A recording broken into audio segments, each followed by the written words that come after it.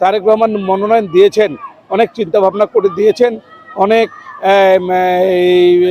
সিদ্ধান্ত, উনি গুরুত্বপূর্ণ সিদ্ধান্ত নিয়ে দিয়েছেন।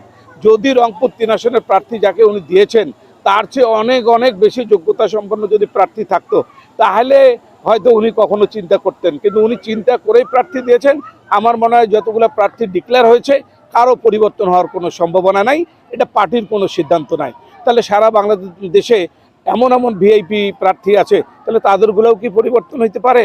যেমন বগুড়ায় অনেক ভিআইপি প্রার্থী আছে, সারা বাংলাদেশে অনেক ভিআইপি প্রার্থী আছে।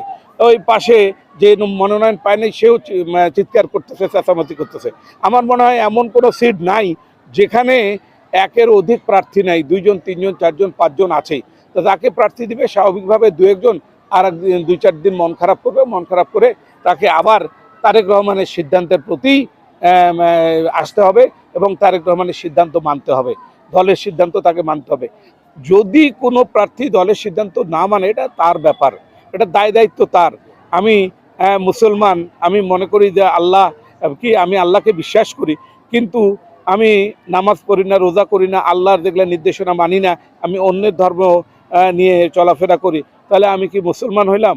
বা যদি কেউ হিন্দু হয়, সে হিন্দু যদি তার ধর্ম না মানে অন্য ধর্মের কাজ করে, তাহলে সে তো, তার তো হিন্দুত্ব থাকে না। সেরকম বিএনপি করব, তারেক রহমানের নির্দেশ মানব না, এটা কিন্তু কখনোই হবে না, সেই যেই হোক না কেন।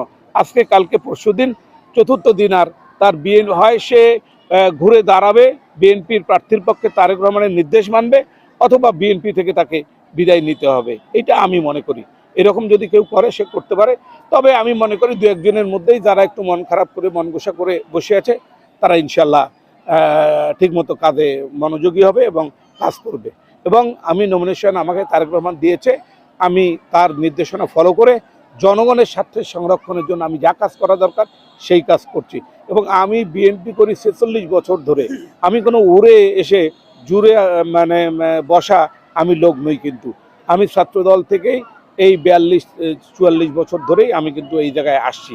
অতএব আল্লাহ উপরে, নিচে তারেক রহমান, ইনশাল্লাহ রংপুর এই 3 আসনে বিএনপি বিজয়ী হবে। আপনাকে ধন্যবাদ।